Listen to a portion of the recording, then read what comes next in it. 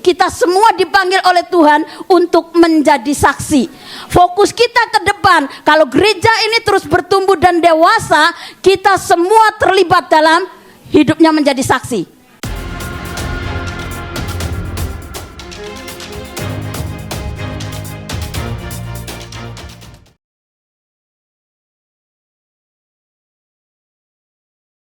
Sore hari ini saya kasih tugas lagi mendadak ya, saudaraku. Harusnya saya tadi cuma 1 kali, Bapak Gembala bilang kamu lagi gitu ya. Jadi hari ini saya mau saudara belajar dari gereja mula-mula di Kisah Para Rasul 2 ayat 41 sampai 47. Ya, kita akan baca semua dengan suara yang keras. Ada amin? Oke. Coba. Oke, siap. Pastikan suaramu keluar. Supaya apa? Iman timbul dari pendengaran oleh. Jadi kalau teman-temanmu tetangga kanan kiri belakang mendengarkan suaramu tentang firman Tuhan, iman mereka akan timbul. Amin. Sama-sama 1, 2, 3. Orang-orang yang menerima perkataannya itu memberi diri dibaptis, dan pada hari itu jumlah mereka bertambah kira-kira 3.000 jiwa. 42. Mereka bertekun dalam pengajaran rasul-rasul dan dalam persekutuan, dan mereka selalu berkumpul untuk memecahkan roti dan berdoa. 43, 44. Maka ketakutanlah mereka semua, sedang rasul-rasul itu mengadakan banyak mujizat dan tanda, dan semua orang yang telah menjadi percaya tetap bersatu, dan segala kepunyaan mereka adalah kepunyaan bersama. Dan selalu ada dari mereka yang menjual harta miliknya lalu membagi-bagikannya kepada sesuai dengan keperluan masing-masing. Oke, berikutnya 46, 47.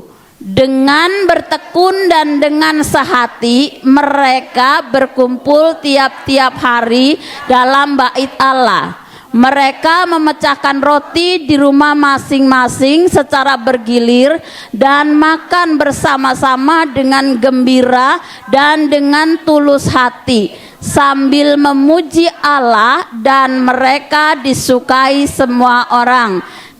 Tiap-tiap hari Tuhan menambah jumlah mereka dengan orang yang diselamatkan.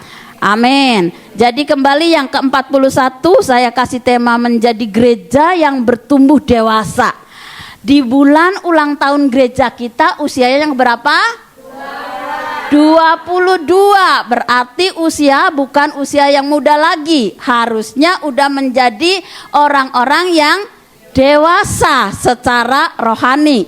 Saudara, kalau kita ngomong tentang dewasa, saudaraku, ada 3 perkara. Yang pertama, orang dewasa itu secara fisik, secara biologi kita dari kecil kemudian tumbuh menjadi besar sampai bobot berat kita itu 50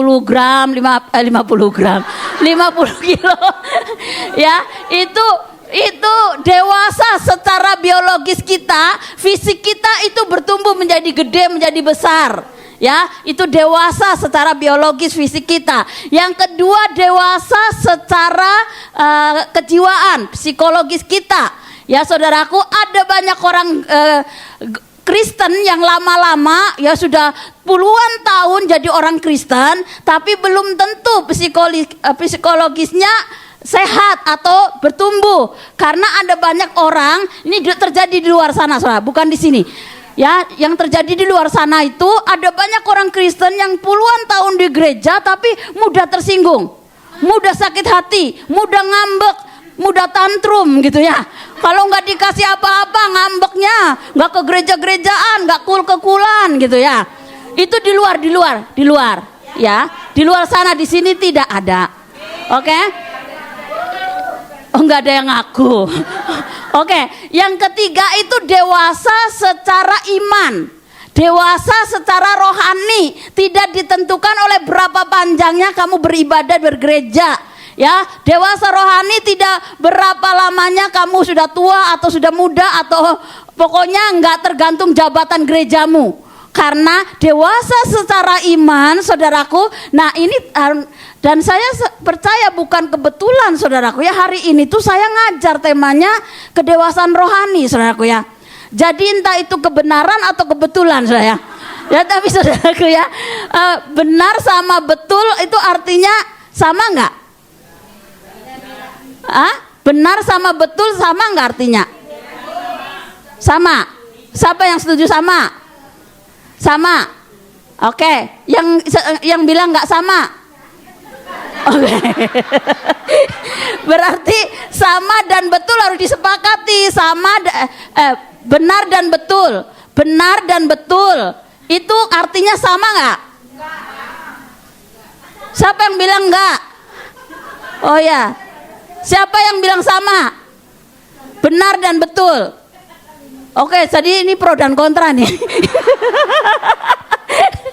Oke, jadi kalau benar dan betul, dia bilang sama.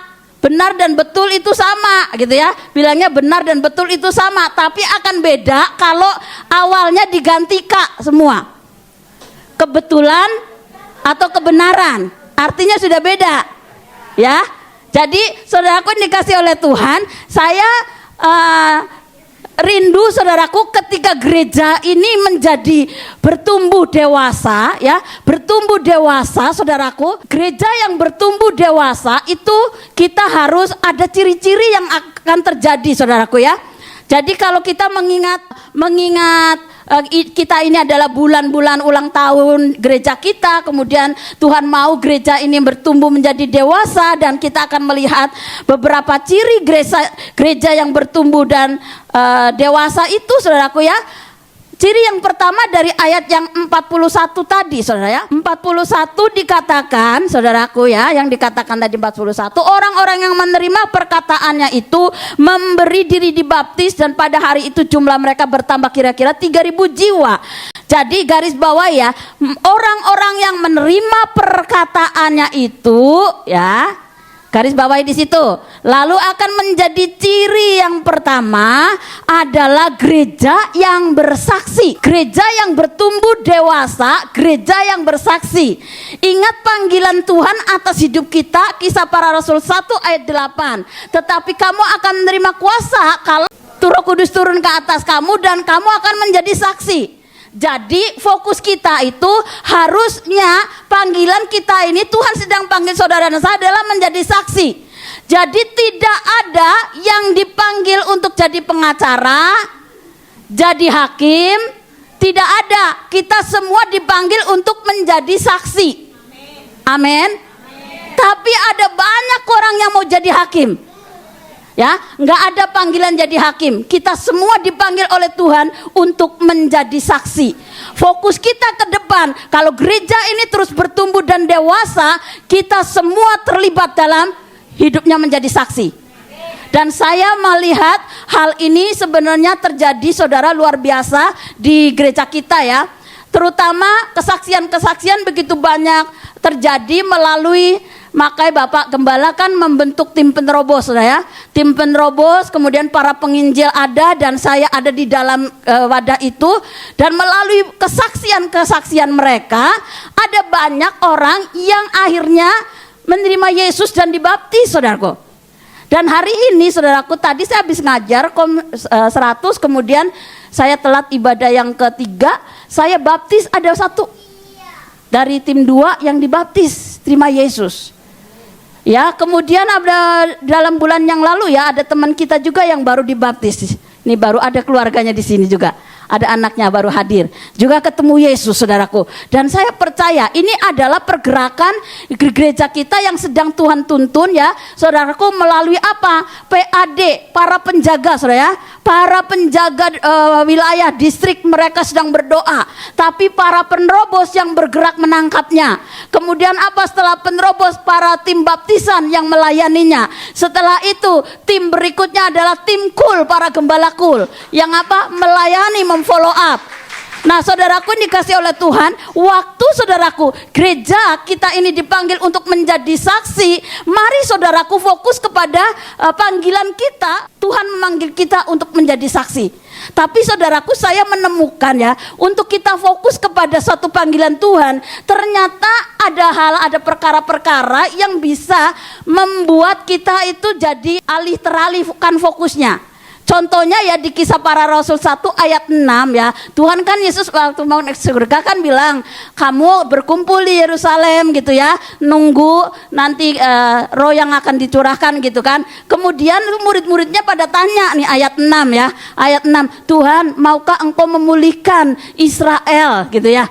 Lagi ngomong Tuhan bilang kamu akan terima kuasa kalau Roh Kudus turun ke atas kamu. Murid-muridnya malah mengalihkan fokusnya Tuhan. Tuhan, boleh gak kamu memulihkan bangsa Israel? Tapi Tuhan bilang apa?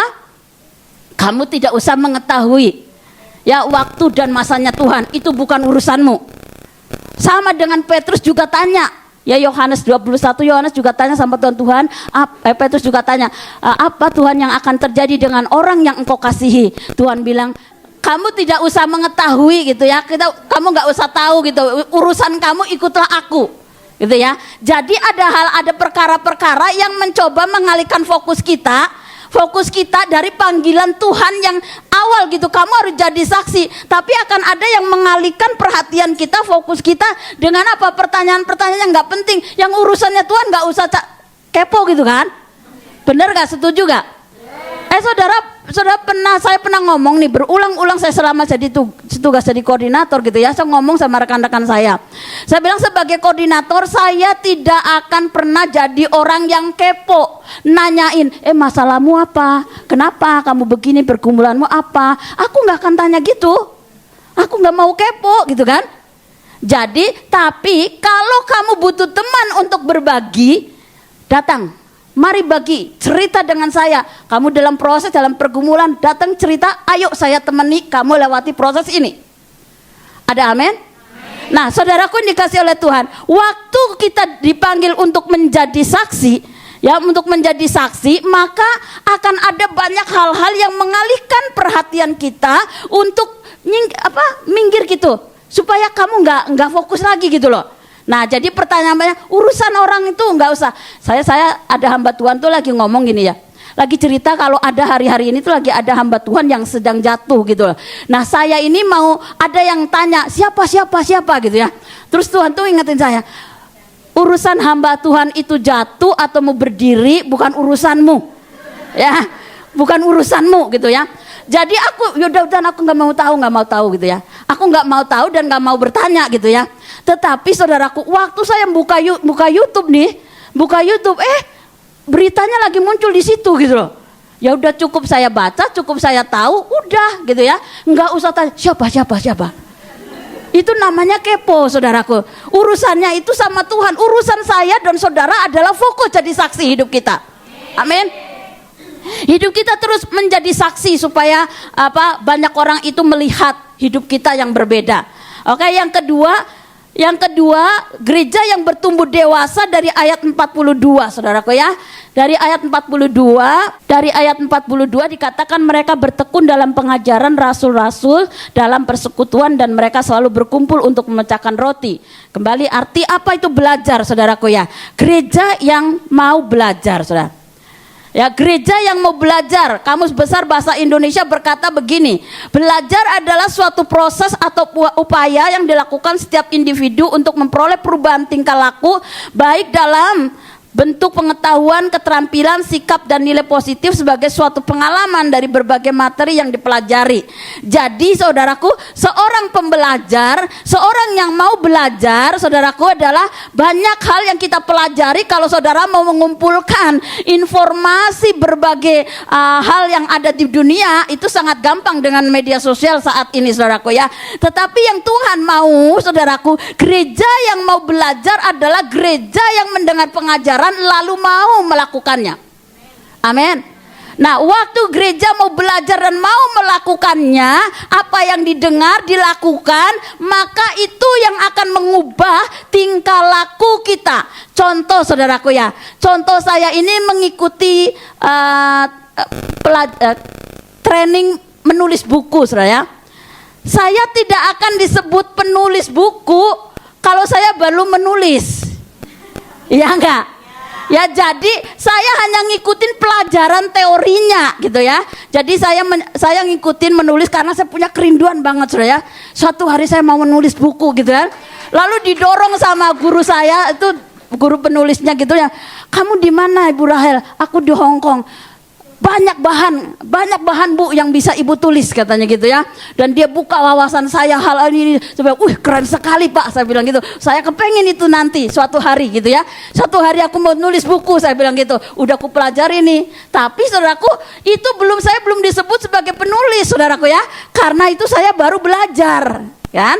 Nah, kalau saya sudah melakukan menulis, maka disebut tuh, saya ini orang yang mau belajar melakukan apa yang diajarkan oleh guru saya. Nah, saudaraku, jadi kami sedang kita ada 14 orang, jadi kepengen menulis sebuah buku, dan ini guru lagi ngajarin kami membuat di praktek gitu ya. Buatlah sebuah tulisan satu halaman gitu ya, satu halaman, kemudian nanti itu akan kumpulan dari setiap murid akan dijadikan sebuah buku. Nanti buku itu akan dicetak atau e-booknya itu akan keluar gitu kan. Jadi waktu saya mulai belajar ini singkat, saudaraku, belajarnya hanya 3 kali pertemuan gitu ya. Tapi itu sangat menarik sekali buat saya karena saya pengen banget gitu. Saya pengen banget bisa menulis suatu hari gitu ya. Jadi saya bersyukur sekali melalui gereja ini bertumbuh dewasa, dia harus menjadi orang yang mau belajar. Ya, belajar mendengar dan melakukan apa yang kamu dengar.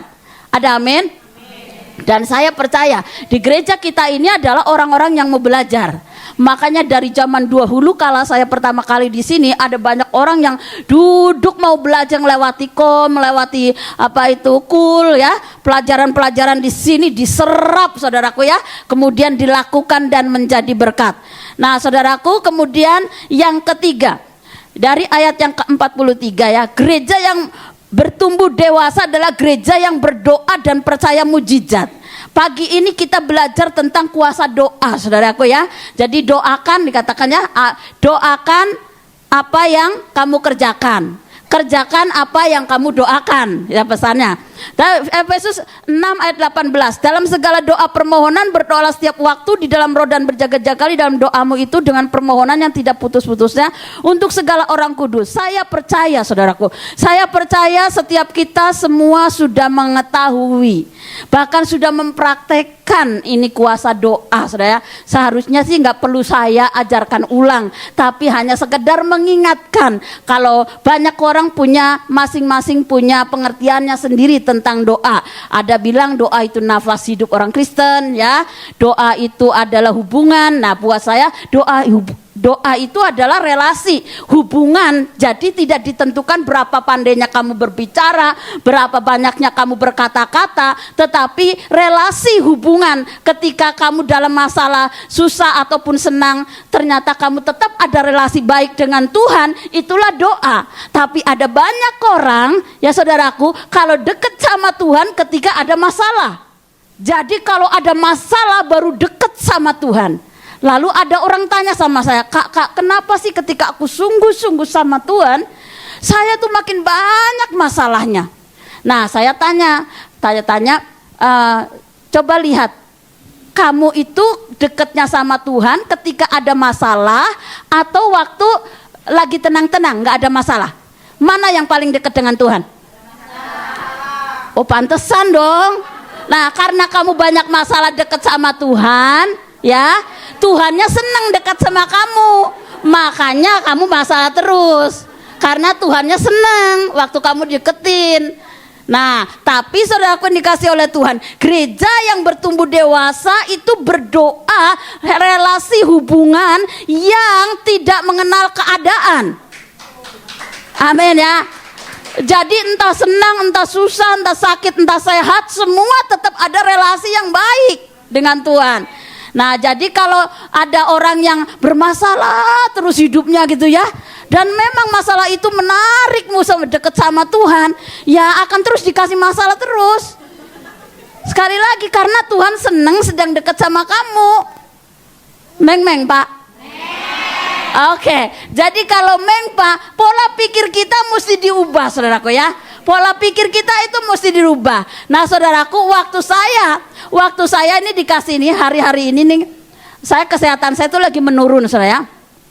Puasa hari kedua, tiba-tiba malam tuh habis mandi, setengah badan saya itu kesemutannya luar biasa. Keganggu banget begitu ya. Jadi paginya aku minta ke dokter. Begitu ke dokter dicek, dokter bilang begini. Dia cek bolak-balik kanan kiri, tanganku dipompa, didengerin gitu kan, jantungku didengerin, dipompa bolak-balik, nadiku dipencet-pencet begitu ya. Terus dia bilang, kamu punya darah, tensinya naik nih katanya gitu ya. Tensinya naik ya. Jadi darahnya naik, kemudian saya dikasih obat, kemudian dikasih surat rekomendasi untuk check up di rumah sakit. Hari Jumat saya ke dokter, hari Sabtu itu rumah sakitnya libur, tutup, kemudian saya pergi hari Senin. Hari Senin itu pergi saudaraku ke rumah sakit. Lalu saya ngajukan diri untuk check up gitu ya. Diterima dengan baik saudaraku. Tapi apa hasilnya? Ternyata saya terus menunggu antrian panjang. Dan antriannya saudaraku sampai tahun depan. Tahun depan itu bulannya kontrak saya udah habis, saudara. Jadi ternyata di Hong Kong itu kalau mau masuk rumah sakit harus dipastikan kamu dalam keadaan gawat darurat, baru ditangani dengan cepat. Ya.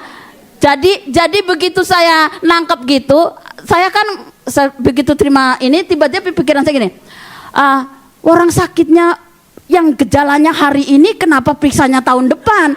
Ya ini kebangetan, entah mati duluan gitu kan.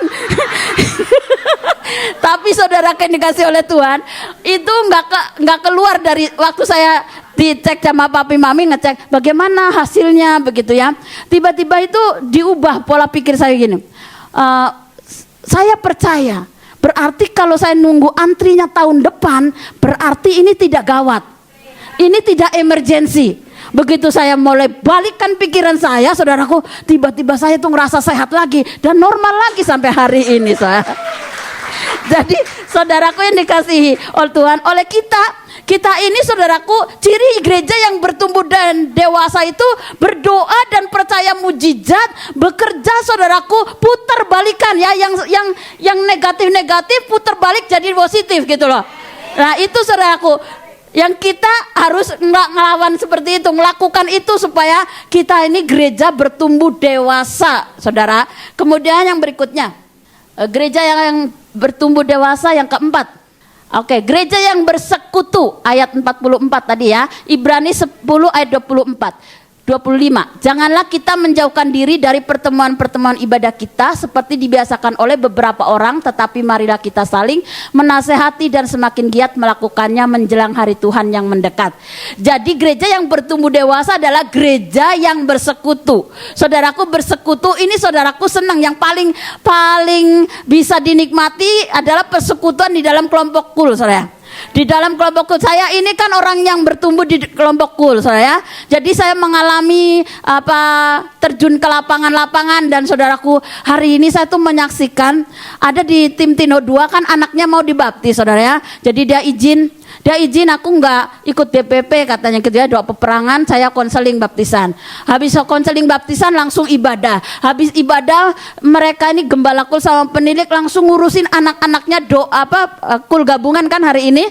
Nah kul habu dibawa anak-anaknya dikasih makan dulu, lari lagi balik ke shelter nganter anaknya untuk dibaptis. Saudaraku yang dikasih oleh Tuhan, dan mereka meleleh badannya. Saya bilang, Tuhan terima kasih, Tuhan punya rekan-rekan yang luar biasa all out untuk Tuhan. Nah saudaraku yang luar biasa, saudaraku, di persekutuan kul itu minggu lalu saudaraku, kita kan basling dan kul gabungan di peribadah saudara. Kami pergi ke Kowloon Park itu saudaraku, lalu saya ngomong karena acaranya acaranya 1:30, lebih baik kita mau makan di sana atau mau makan dulu baru ke sana. Terus saya bilang kalau kita mau menghemat waktu mendingan kita bawa aja ke sana, makan di sana lalu nanti kita buat acara. Tetapi saudaraku, karena ada anak-anaknya yang latihan, saudaraku, saya bilang yang latihan nggak usah diikut sertakan, biar kita yang nggak latihan ikut. Tapi si penilik bilang ini, nggak bisa gitu Kak, kalau kita bawa ke sana anak-anak yang latihan nanti mereka makan apa? Sampai segitunya loh saudaraku, para penilik saudara memperjuangkan anak-anakmu nggak boleh nggak makan dalam hari itu. Jadi saudaraku, waktu saya melihat itu belum lagi Gembalakul, saya belum lagi Gembalakul ya, pergi saya bareng di bus yang sama dari Hungaham, turun di Kaibos itu, kemudian saya melihat Gembalakul ini saudaraku penuh dengan tentengan di badannya. Ada tes yang di sini, ada tas yang di sini, ada tas yang di depan, ada dia nenteng koper, saudara. Jadi itu badannya penuh dengan bawaan kan. Saya bilang, ya ampun kamu ini bawa apa? Saya bilang gitu ya. Dia bilang, aku ini makanan Kak buat anak-anak. Dia bilang gitu. Dia bilang, makanan buat anak-anak. Ya ampun, kamu masak semua ini? Iya Kak, aku masak. Ceritanya tanpa beban loh saudara. Ceritanya itu kayak seneng banget gitu loh. Iya ya. Nah itu dia kekuatan persekutuan. Jadi saudaraku, gereja yang bersekutu, ketika saya ngelihat itu, saya bilang, wah luar biasa sekali. Satu lagi saudara, tim kami Tuhan, ya tim kami itu, saya kan sebagai koordinator kan ngecek absensi ya. Kalau lagi Jumat itu kan siapa yang hadir saya cari-cari tuh di antara 200 orang, saya cari nama-nama satu-satu pelayan jemaat. Kemudian untuk memastikan mereka baik-baik saja. Lalu para Gembalakul, saya tugasi Gembalakul, mari coba cari anak-anakmu di menara-menara jaga. Dan waktu dicari satu-satu saudaraku, dan saya bilang laporkan di grup kami para gembala. Jadi waktu kami laporkan saudaraku, dan mereka itu akan ngikutin saya saudara. Kalau saya nge-share absensi PJ di grup PJ, baru mereka nge-share anak-anaknya di grup para gembala. Jadi bener ya mereka bilang aku mau koordinator yang menjadi teladan katanya gitu so. Jadi apa yang aku kerjakan mereka ngikutin. Kemudian dan saya mau kasih tahu teman-teman ya, saudaraku yang dikasih oleh Tuhan, waktu namamu dicari, didoakan, mereka itu kamu sedang ditelepon, mereka itu bukan lagi kepo gitu loh. Bukan lagi pengen tahu masalahmu itu apa, mereka pengen memastikan, mereka sedang memastikan bahwa anak-anak yang ada di dalam kulnya dalam keadaan baik-baik saja. Amin. Ada yang marah kalau dihubungin gembalanya, ada yang nggak reken kalau lagi di WA, ada yang malah tutup telepon mungkin. Di sini tidak ada. Oh di sini nggak ada, ya? Di sini nggak ada. Karena si saya mau ngomong saudaraku ya, bagaimana apa yang kami sedang kerjakan adalah kami sedang melakukan fungsi kami sebagai pemimpin, sebagai kakakmu untuk memperhatikan kamu. Nah jadi jangan sampai ada yang berpikir bahwa duh ini ribet banget sih ya, ini ribet banget ya Bapak Gembalakulku. Di mana-mana aku, di mana telepon nggak ke gereja, ditelepon nggak aku, ditelepon nggak doa ya, ditelepon, dicari. Terus ada yang salah, ini ribet banget, saya pergi aja gitu ya. Di sini kan nggak ada kan, nggak ada ngaku, nggak ada yang ngaku. Oke. Jadi saudaraku dikasih oleh Tuhan, waktu saya melihat gereja yang mengadakan persekutuan, gereja yang tinggal dalam persekutuan, dia itu saling memperhatikan saudara ya. Saling memperhatikan, kemudian saling mencari saudaraku, saling mencari dan saling mengingatkan. Dan saya melihat di kelompok-kelompok kul di gereja ini dari awal saya masuk ke tempat ini, saya melihat sebenarnya itu sedang terjadi dan terus terjadi bahkan sampai hari ini. Makanya saudaraku, gereja ini akan nanti lihat dampak yang terakhirnya adalah di 47. Tapi kita lihat ciri yang gereja yang bertumbuh dan dewasa yang kelima adalah gereja yang berbagi. Ayat 45 nanti saudara baca ya. Gereja yang berbagi itu saudaraku, gereja yang berbagi bukan berbagi saja, bukan berbagi soal keuangan. Ada yang bagi keuangan gak? Bisa berlaku nggak? Uangmu adalah uangku. Oh, nggak bisa. Bisa nggak berlaku? Suamiku adalah suamimu juga. Oh, nggak boleh, ya, nggak bisa. Jadi gereja yang berbagi, saudaraku ya, gereja yang berbagi, dia bilang kan kepunyaan mereka, ada yang menjual kepunyaan mereka, terus mereka bagi-bagikan gitu ya. Nah, saudaraku dikasih oleh Tuhan, gereja yang berbagi. Saya percaya gereja berbagi nggak cuma soal uang, saudara ya, tetapi saudaraku, ketika saudara berbagi senyuman, itu paling kilat, saudara akan dapat dampaknya.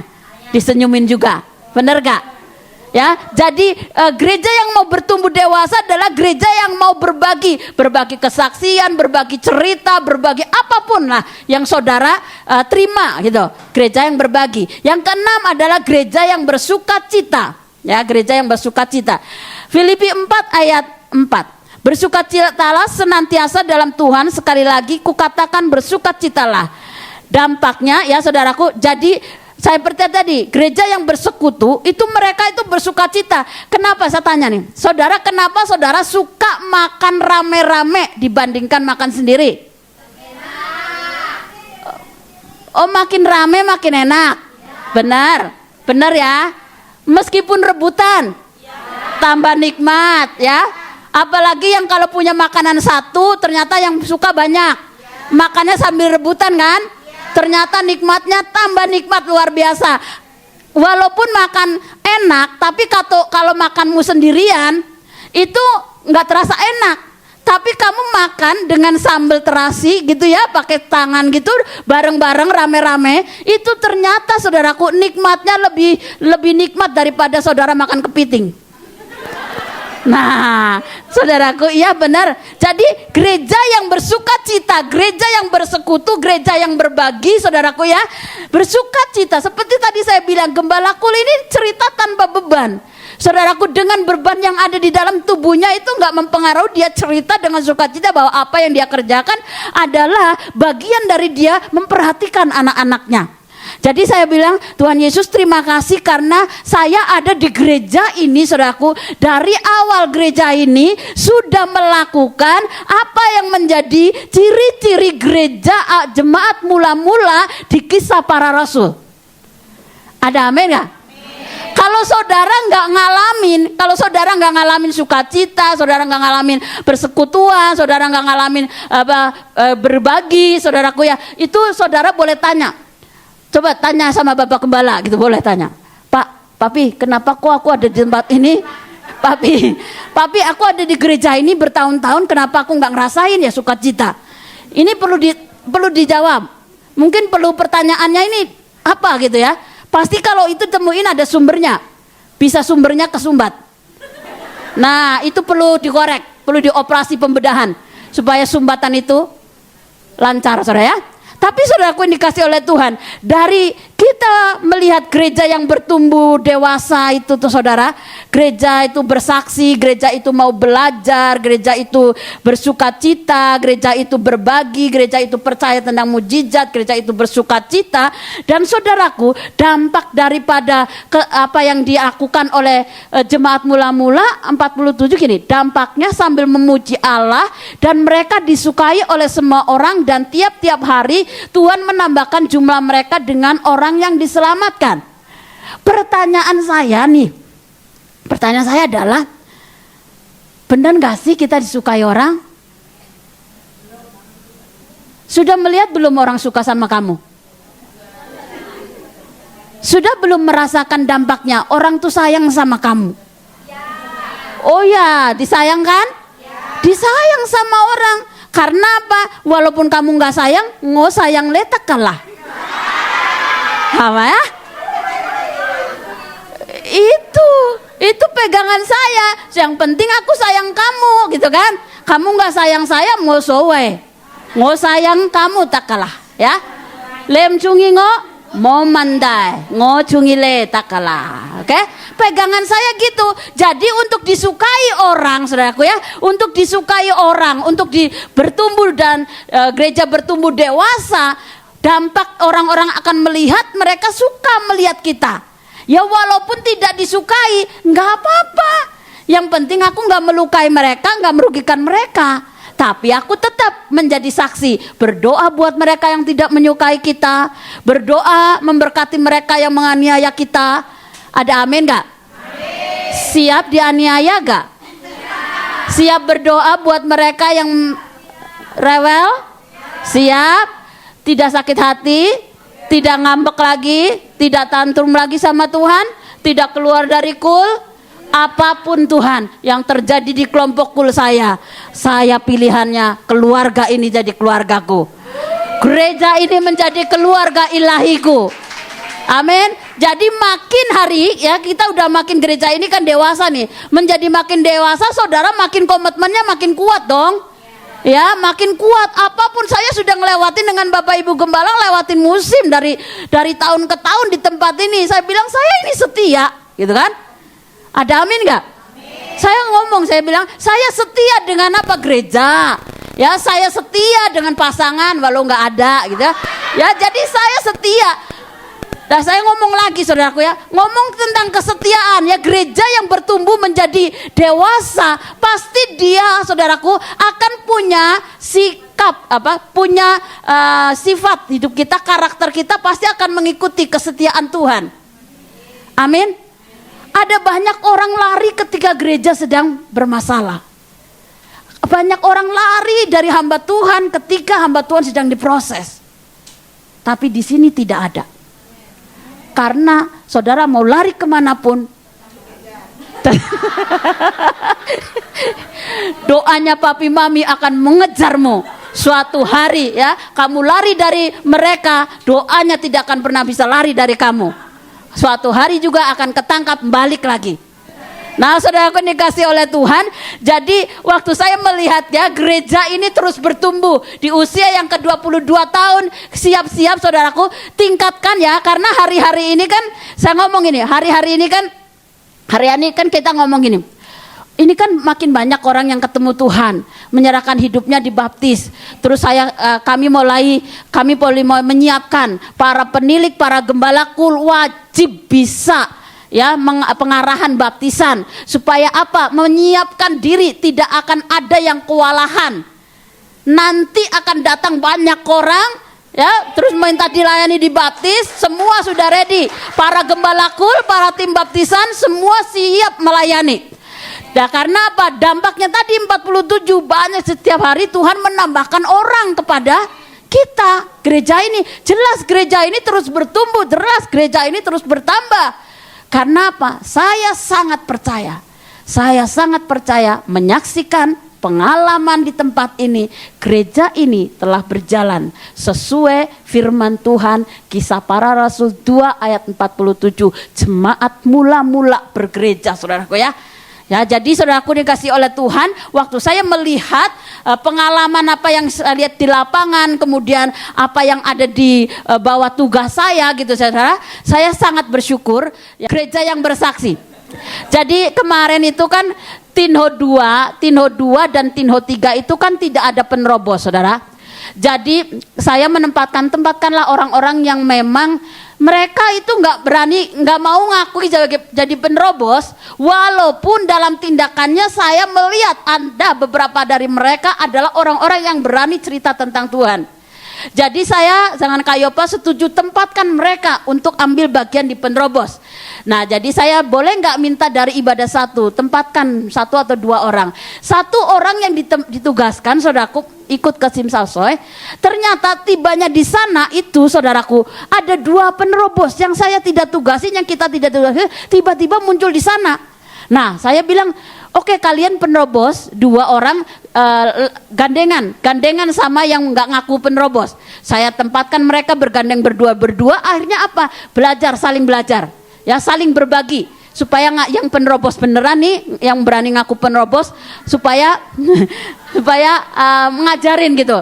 Berbagi. Dan saudaraku yang dikasih oleh Tuhan, luar biasa bahwa pergerakan tim penerobos ya, ini orang-orang yang berani diberikan kasih karunia khusus oleh Tuhan kan, berani cerita tentang Tuhan, ternyata walaupun tidak ditugasi, dengan sukarela mereka melakukannya, datang mendukung kami di Simsalsoy.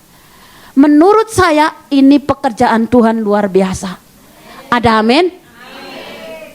Dan gereja ini saudaraku, di usia 22 tahun nih, saudara masing-masing, saya percaya hari-hari ini Tuhan tuh sedang menuntun setiap kita pribadi lepas pribadi.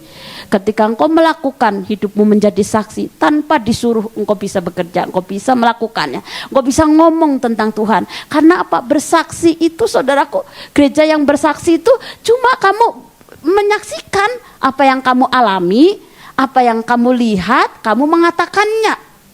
Gitu ya. Jadi mari kita fokus kepada panggilan Tuhan hari-hari ini. Hidupku itu dipanggil oleh Tuhan untuk bersaksi, untuk menjadi saksi.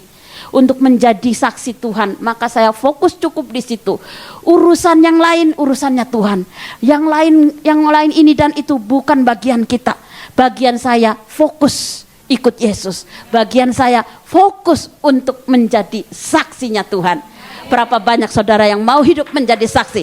Sore hari ini ngomong sama Tuhan, Tuhan hari ini saya mulai komitmen lagi, hidup saya mau menjadi saksimu. Amin. Oke, mari kita berdoa.